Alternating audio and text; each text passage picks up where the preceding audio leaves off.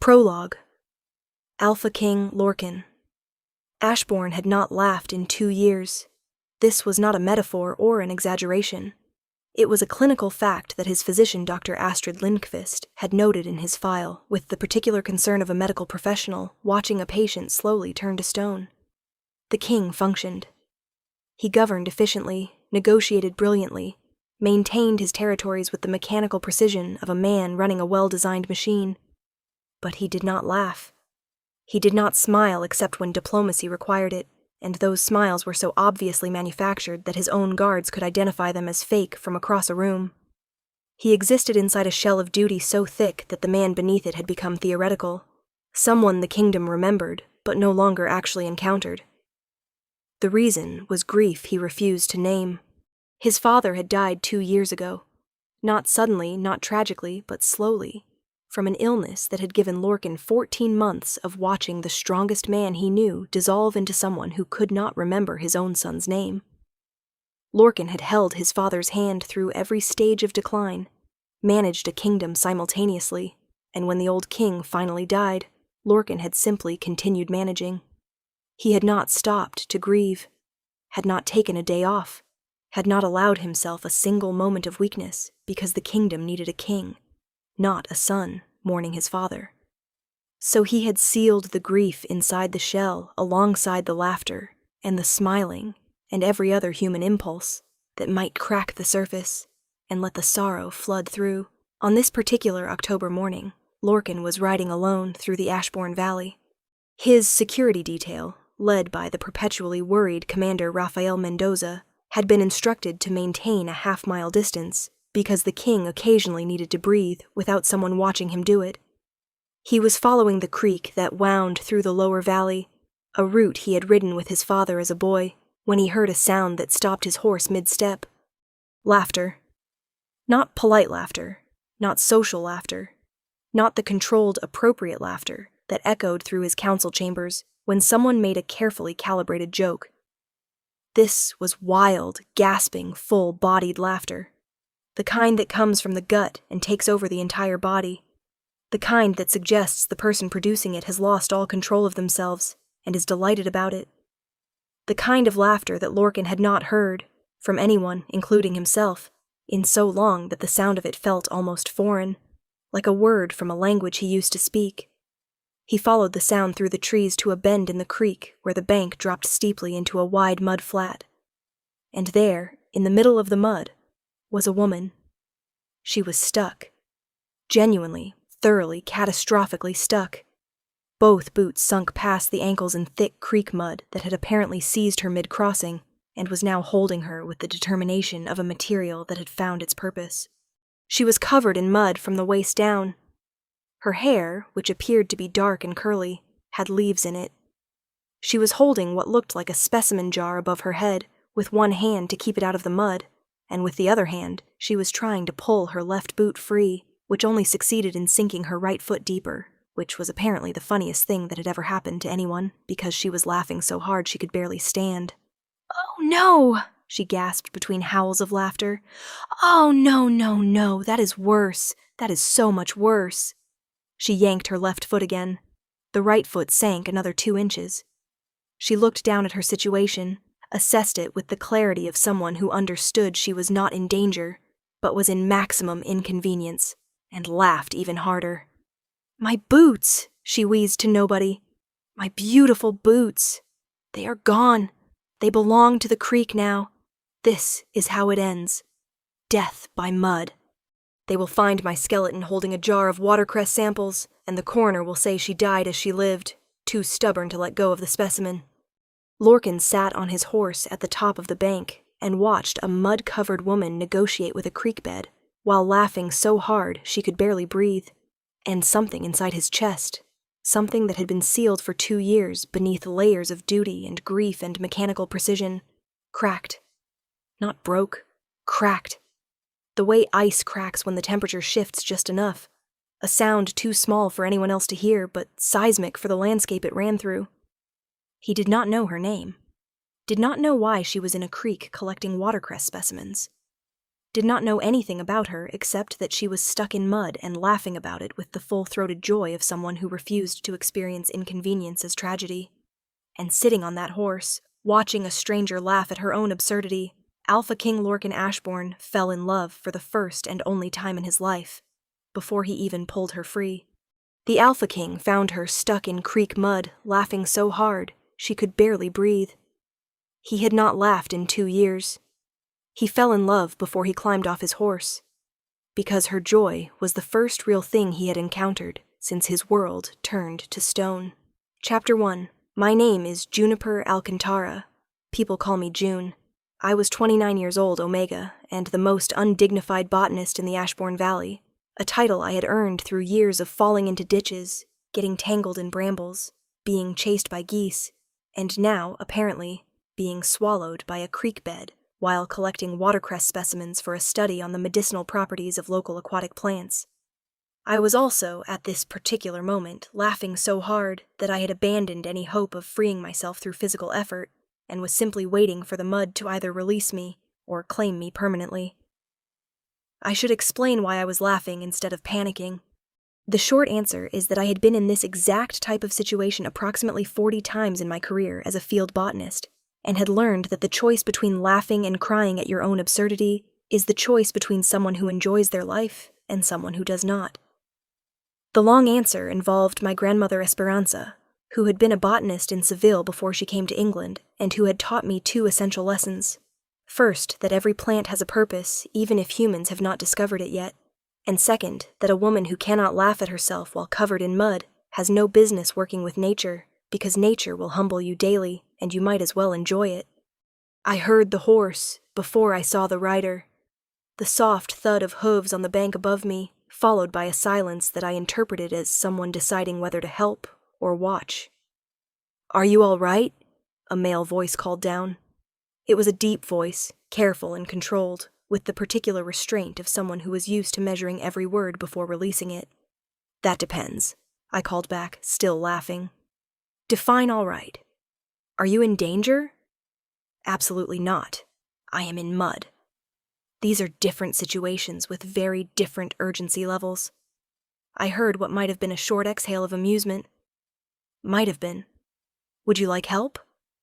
"I would like my boots back," I said. "But the creek has claimed them as tribute, and I respect its authority. So yes, help would be appreciated, if you do not mind getting muddy. I should warn you that the mud is aggressive. It has opinions, and it is winning." He appeared at the top of the bank, tall, dark-haired, wearing riding clothes that were far too nice for creek rescue operations.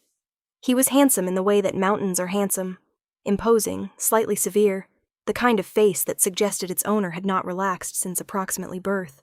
He looked at me, mud-covered, leaf-haired, still giggling, holding a specimen jar above my head like a very dirty Statue of Liberty, and his expression did something complicated.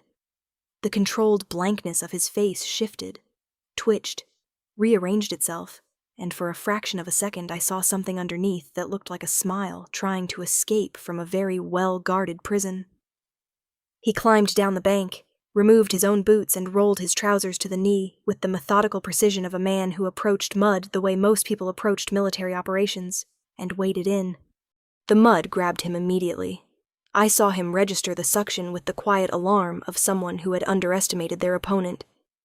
"Told you," I said. "It has opinions." He reached me, assessed the situation, and extended both hands. "Take my hands. Let go of the jar." "I cannot let go of the jar," I said. "These are watercress specimens from the upper creek bed. They are the first documented samples of this variant in the Ashbourne watershed. They are more important than my boots, and possibly more important than my dignity, which is already a lost cause." He stared at me. Then, and this was the moment I knew something extraordinary was happening, the corners of his mouth moved. Not a smile? Not yet. But the precursor to a smile. The geological shift that precedes an earthquake. "You are prioritizing watercress over footwear," he said. "I am prioritizing science over comfort," I corrected. "There is a difference." He made a sound that was suspiciously close to a laugh, caught himself, and then, as if something inside him had decided that catching himself was no longer worth the effort, let it go. He laughed. A real, startled, involuntary laugh that sounded rusty from disuse but genuine in a way that made his entire face transform from mountain to meadow. And I stood in the mud holding my specimen jar, covered in creek bed from the waist down, and thought, whoever this man is, that laugh has not been used in a very long time. And I want to hear it again. He waded into the mud in riding clothes that cost more than my annual research budget, reached for my hands, and laughed for what sounded like the first time in years.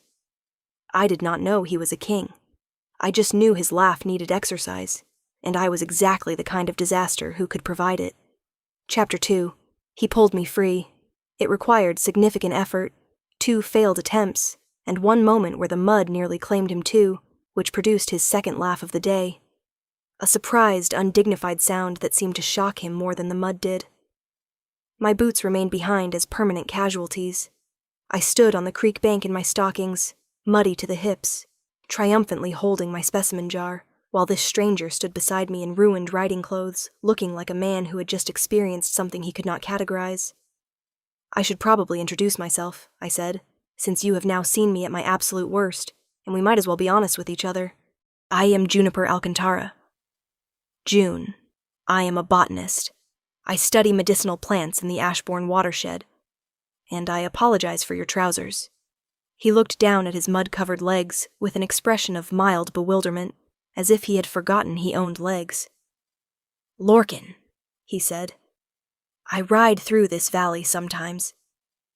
I did not ask what he did for a living because, honestly, I was more interested in getting my specimens back to my laboratory before they degraded. But he walked with me. Bootless, muddy, carrying the specimen jar I finally surrendered to him because my arms were tired. The 2 miles back to my cottage, and we talked the entire way about watercress. Not just watercress. About the entire Ashbourne ecosystem, which I had been studying for 3 years under a research grant from the Royal Botanical Society. About the medicinal properties of plants that grew in English creek beds, and how traditional herbalism aligned with modern chemistry in ways that most people did not appreciate. About my grandmother Esperanza, who had catalogued 300 previously undocumented plant species in Andalusia before anyone took female botanists seriously. I talked too much. I always talked too much when I was excited, and this man was listening with an intensity that made me feel like the most interesting person on earth, which was a dangerous catalyst for someone with my verbal output. When we reached my cottage, a small, cluttered, plant-covered disaster of a home that looked like a greenhouse had eaten a house, he looked at it and said, "This is where you live?" "Yes, it has more plants than furniture. I see that." "Are those ferns growing out of the chimney?" "Those are research specimens. They are growing out of the chimney. They outgrew their pots. The chimney gets good light." "Reasonable." He said it without sarcasm, with the genuine acceptance of a man encountering a completely foreign lifestyle and deciding to engage with it on its own terms rather than judging it by his. I liked him for that.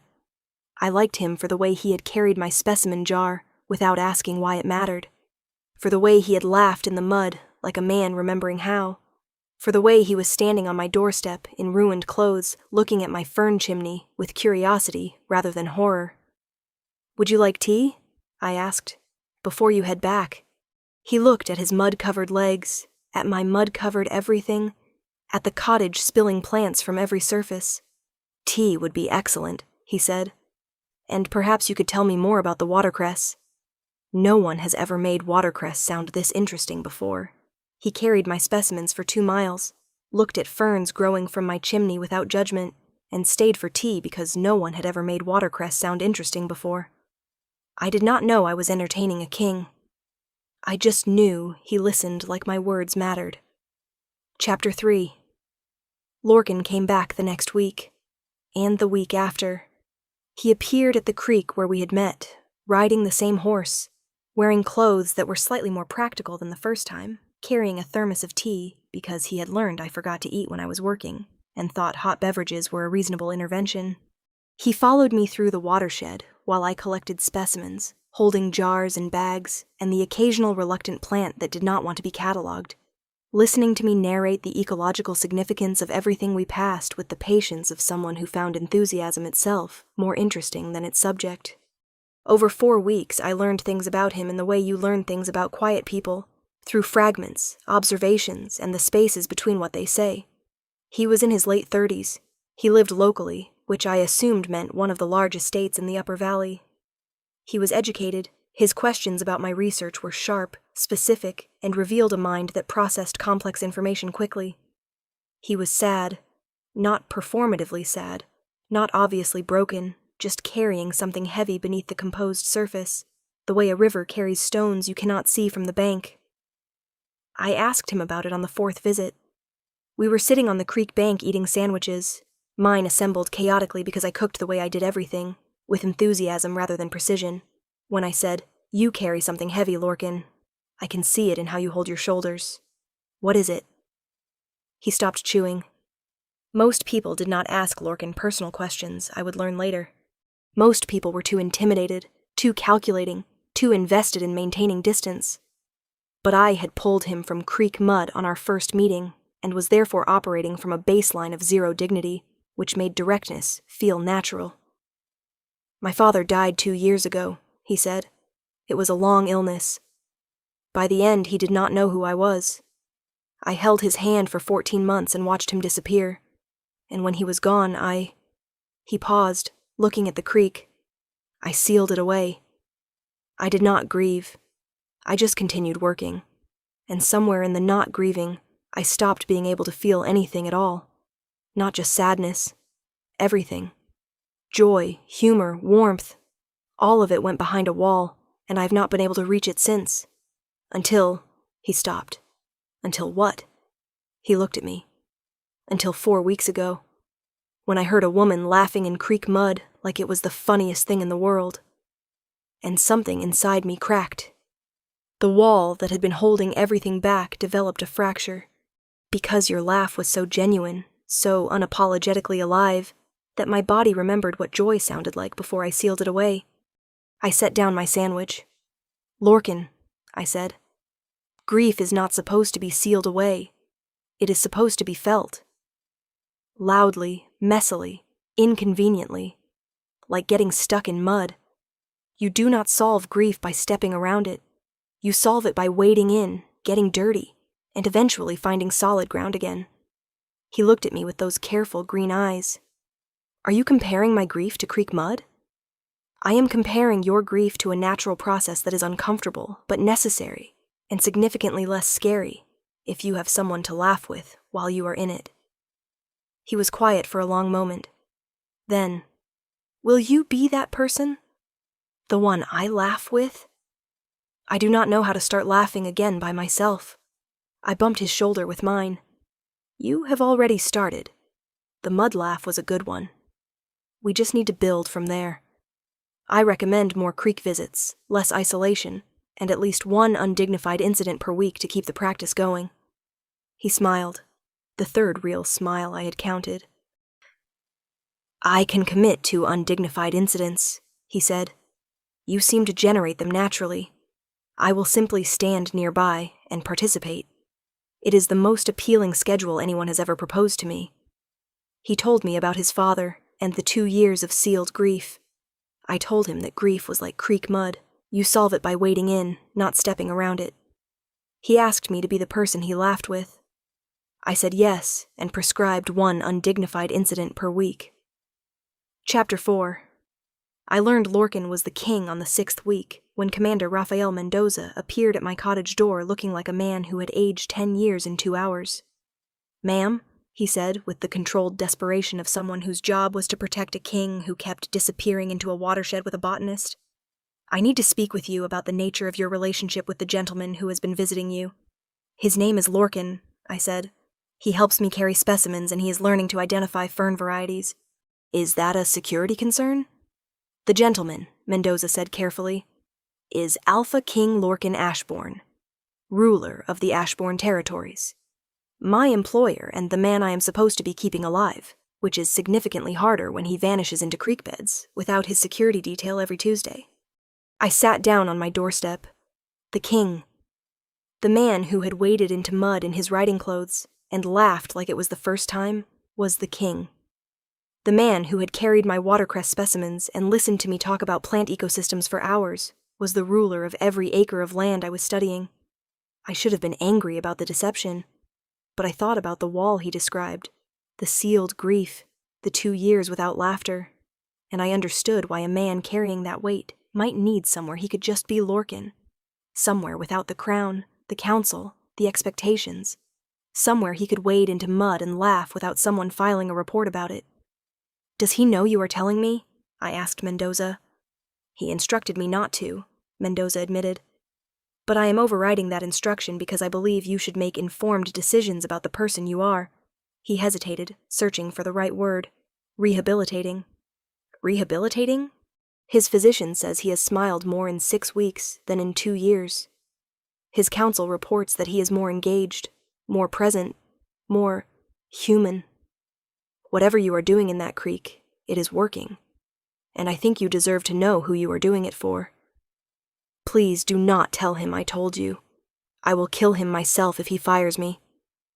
I did not tell Lorcan that I knew. Not immediately.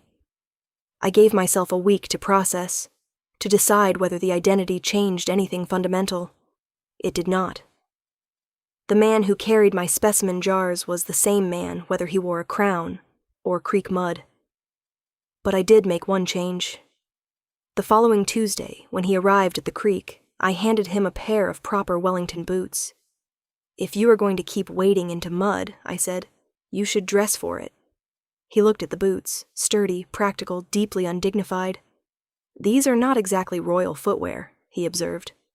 "They are creek footwear," I corrected, "and in my creek everyone wears them, including kings who think I do not know they are kings." He went still. "You know, since last week, Commander Mendoza, because he loves you, and also because he is terrified you will die in a creek on his watch." Lorcan closed his eyes. "I am going to demote him. Please do not." He was right to tell me. And for what it is worth, I held out the boots. "It changes nothing. You are still the man who laughed in the mud. That is the person I care about. The crown is just an accessory." He took the boots, put them on, and waded into the creek beside me with the expression of a man who had been seen completely and had not been rejected for any part of what was visible. That, I would learn, was what he needed most. Not someone who was impressed by the king, someone who liked Lorcan. Muddy, grieving, slowly laughing again Lorcan. The Wellington boots fit perfectly. I gave a king Wellington boots and told him the crown was an accessory. He put them on and waded into the creek. Because what he needed was not someone impressed by royalty. He needed someone who liked the man underneath. The muddy, grieving, slowly learning to laugh again man. Chapter 5. The council did not approve. Lady Margot Pemberton summarized the objections. "She is a commoner, a botanist. She lives in a cottage with ferns growing from the chimney, and you met her because she was stuck in mud." Lorcan listened, then said, "She made me laugh. I have not laughed in 2 years. June fixed it by being stuck in mud and laughing about it. If that is not a foundation for a partnership, I do not know what is." The real resistance came from Lord Desmond Ashbourne, Lorcan's uncle, who had been exploiting Lorcan's grief to advance his own interests. A happy, laughing king threatened Desmond's strategy. So Desmond launched a campaign against me. Whispers about my eccentricity, social sabotage at dinners, leaked articles calling me the Creek Mud Woman. I handled it the way I handled every obstacle, with practical humor. When society columns mocked me, I sent thank you notes for the publicity. When Desmond arranged hostile seating at dinners, I charmed the table discussing medicinal plants until they forgot they were supposed to be cruel. Lorcan watched and told me, "You fight the way plants do. Slowly, persistently, by growing toward the light." I told him, "I am a very stubborn fern." He laughed, the highest laugh count in 2 years. His uncle tried to shade me out. I grew toward the light anyway, because the light always wins. It just takes a stubborn fern to prove it. Chapter 6. Lorcan told me he loved me while we were both knee-deep in creek water. I was collecting specimens of a rare aquatic fern when he said without preamble, "I love you, June. I love that you talk about ferns like they are the most important thing in the world. I love that your cottage has plants growing from the chimney.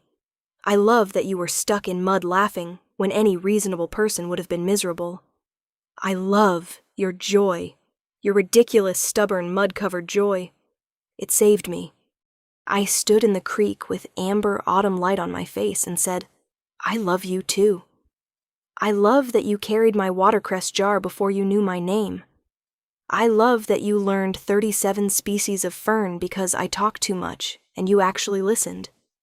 I love that you laugh now, not perfectly, but genuinely, and that every laugh sounds like a door opening in a house that was shut too long.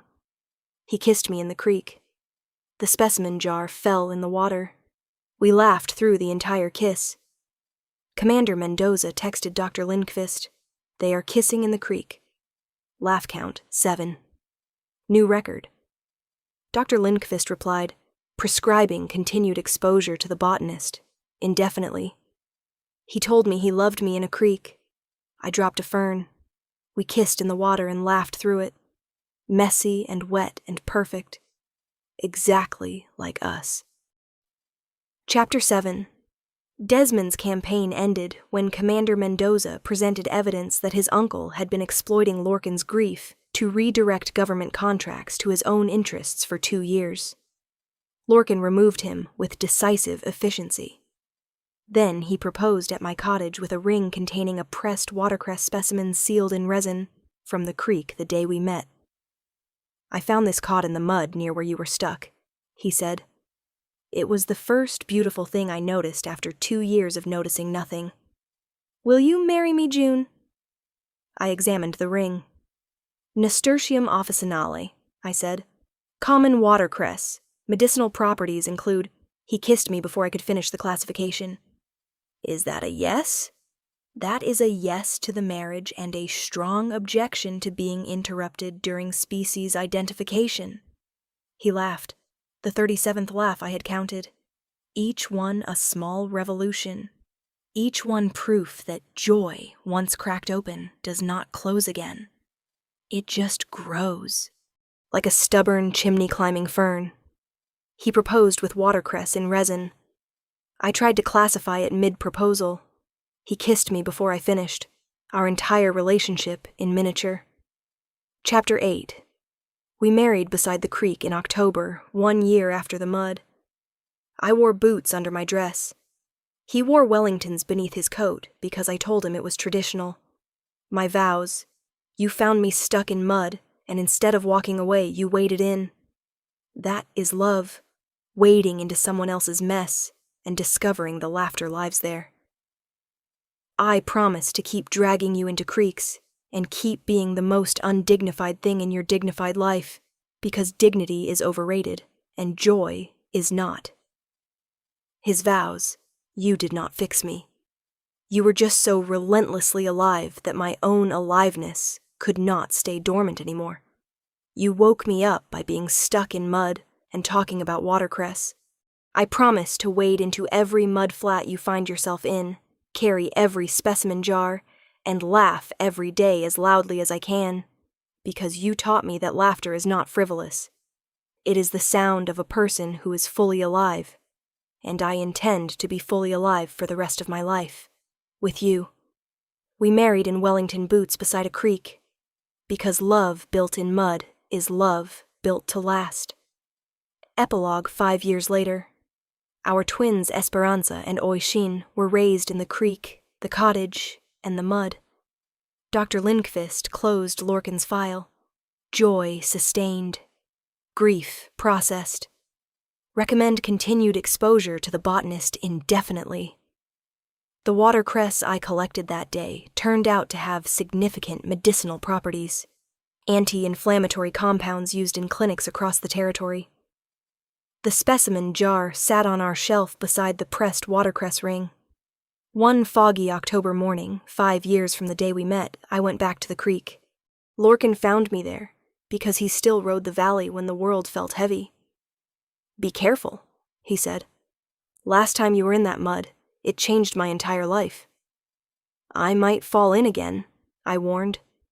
"Then I will wade in after you," he said. "Same as always."